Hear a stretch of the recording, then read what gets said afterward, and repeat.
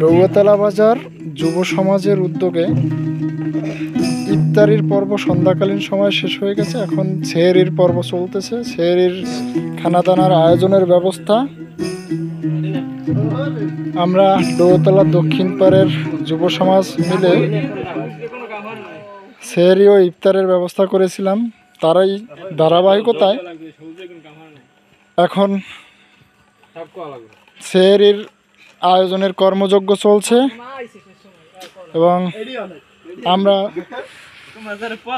দৃঢ় চিত্তে প্রতিজ্ঞা করেছি যে আগামীতেও আমরা এই ধারাবাহিকতা অব্যাহত রাখব সেহরি ও ইফতারের।